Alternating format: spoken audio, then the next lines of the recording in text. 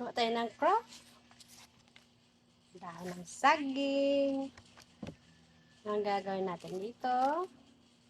Gawa tayo ng maliit na banig.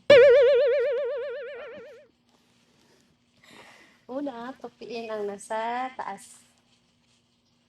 Tara! Laro-laro tayo. And then, mag-cut tayo dito sa side.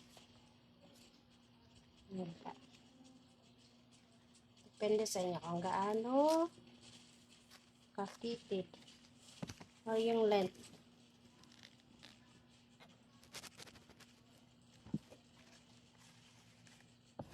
Ito natin yung flip.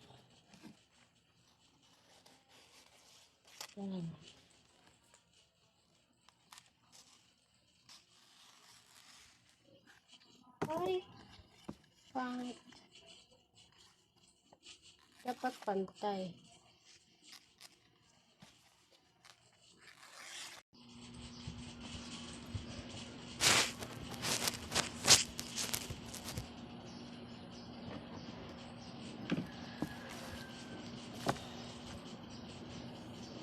Ayan na.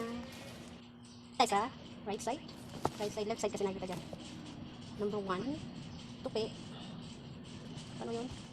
Tutupi mo siya sa gilid. Triangle. Tapos, lalim, taas.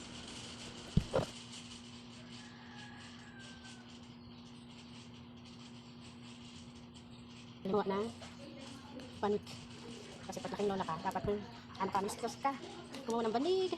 Gumawa ng art, craft. Kasi pagluluto.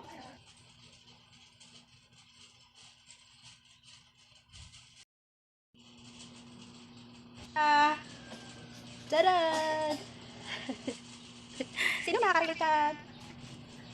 Tansyo nga lang. Pero best practice to para sa gawa ng banig. Diba? Kasi naminis ko yung lola ko eh. Kaya naisipan yung gawa nito. Tapos na. Tadaan! Sinong relate dyan? Gagawin natin is tanggalin yung mga excess.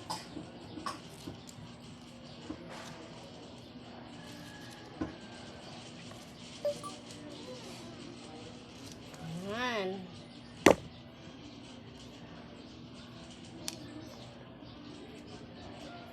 Pwede rin to sa papel. Sa tela.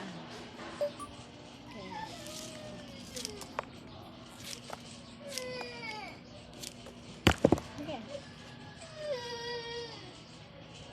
Tadaan! Finish part!